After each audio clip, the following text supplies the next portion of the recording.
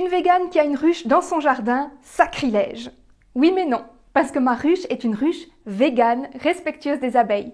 Oui, ça existe. Vous êtes prêts? Alors c'est parti!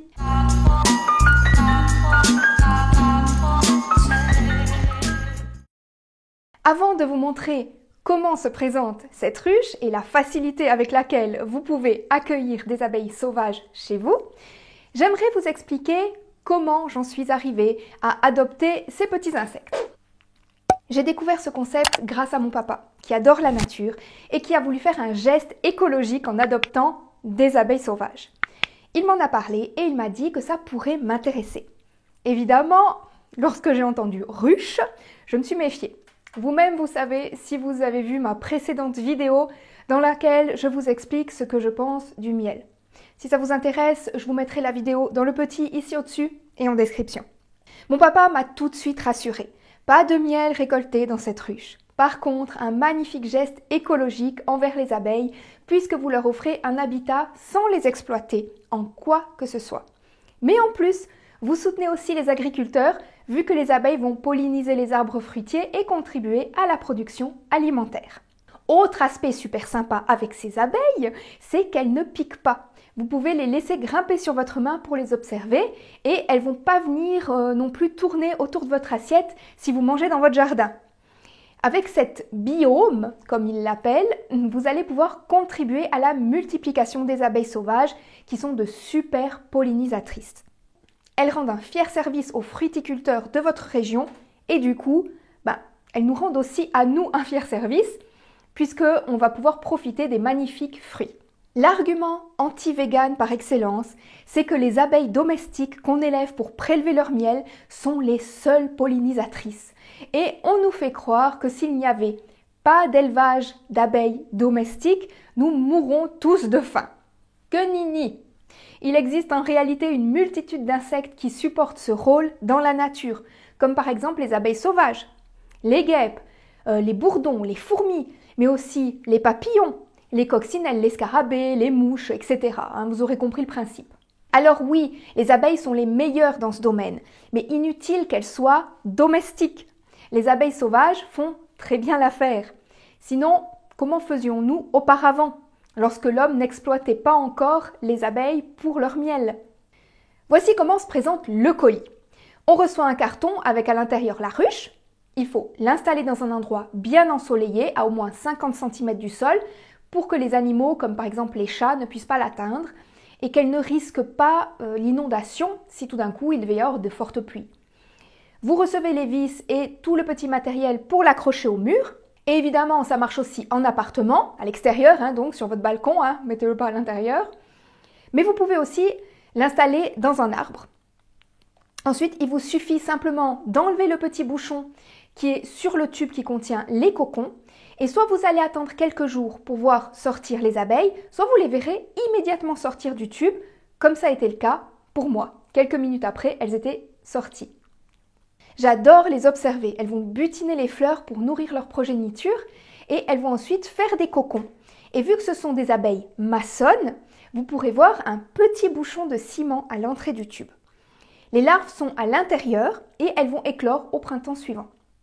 Les abeilles sauvages ont une durée de vie assez limitée, à savoir environ 4 à 7 semaines. Au contraire des ruches, donc des abeilles domestiques, il y a des mâles et des femelles et pas de reines. J'aurai également la possibilité d'envoyer ma ruche par la poste à l'automne pour que l'entreprise procède à un déparasitage et fasse hiverner les abeilles chez eux et ils nous les renvoient ensuite au printemps. C'est inutile de le faire toutes les années. Un petit déparasitage de temps en temps et c'est bon. Voilà, si vous êtes intéressé par les biomes, je pense qu'elles sont également disponibles en France, en tout cas il me semble. Maintenant, je vous emmène faire un tour dans mon petit potager. Vous voyez, il n'est pas bien grand, mais il est productif, c'est ce qui compte. J'y ai évidemment planté des salades vertes, parce que j'adore ça, littéralement. Pour lutter contre les limaces sans avoir à les exterminer comme le font la plupart des produits chimiques qu'on utilise en général ou même des méthodes cruelles mais qui sont naturelles à base de sel ou de bière, et vu que mon potager est 100% bio, j'utilise ces petites collerettes en plastique qui sont réutilisables d'année en année. En plus, ça permet de faire un petit effet de serre qui aide les plantains à pousser plus vite. Regardez la différence entre une salade avec et une salade sans collerette. La salade verte a un ratio idéal d'oméga 3 et 6 comme je vous l'expliquais dans ma dernière vidéo sur les lipides que je vous mets dans le petit ici au-dessus et en description. J'ai aussi quelques plants de tomates, des courgettes, évidemment toujours bio. Cette année, j'essaye les concombres. Ils ont l'air de se plaire pour l'instant. Je n'avais jamais testé, on verra ce que ça donne. J'ai des aubergines qui font de magnifiques fleurs. Et aussi un essai avec des mini pastèques. Mais elle n'a pas l'air d'apprécier le climat de ma région. Je pense qu'il ne fait pas assez chaud. Tant pis, j'aurais essayé. Évidemment, j'ai des framboises parce que j'adore ça. J'avais aussi des fraises, mais il n'y en a plus en ce moment. Et j'ai des groseilles qu'on appelle aussi résinées. J'aime beaucoup leur amertume. À la croque, je trouve ça délicieux. Le meilleur engrais pour votre jardin reste le compost. Si vous n'en avez pas chez vous, mais que vous connaissez quelqu'un qui en a, donc qui a un compost, et qu'il composte uniquement des fruits et des légumes bio, c'est encore mieux. Demandez-lui de vous en donner un petit peu et mettez-en dans votre terre au printemps. Les engrais d'origine animale sont problématiques car ils sont trop riches. Évidemment, c'est logique, on ne verra jamais dans la nature une aussi grande portion de fientes d'animaux sur une si petite surface. Dans les déjections animales, il y a évidemment beaucoup de restes d'antibiotiques, de médicaments, etc. Ce qui a un fort impact sur la vie sous terre. Autant les bactéries que les insectes, tout le monde en souffre. On sait que l'écosystème qu'il y a dans notre terre, toutes ces petites bêtes, sont indispensables à la bonne qualité de la terre. Ne serait-ce que les lombrics qui tendent à disparaître actuellement. Bref, vous l'aurez compris, l'engrais végétal est idéal pour faire pousser des végétaux. C'est assez logique.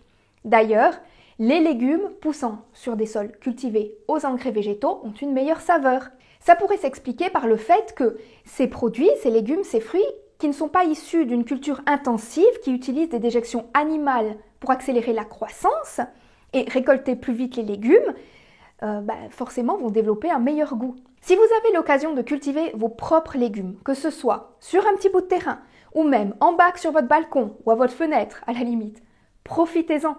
Non seulement c'est super satisfaisant de manger vos propres produits, c'est économique, et vous savez exactement comment ils ont grandi, c'est-à-dire sans produits chimiques. Évidemment, le goût n'a absolument rien à voir. Rien à voir avec les produits vendus en grande surface. Vous pouvez laisser mûrir les légumes plus longtemps pour que le goût s'exacerbe, s'amplifie. Bref, que du bonheur. Via Felicia à tous!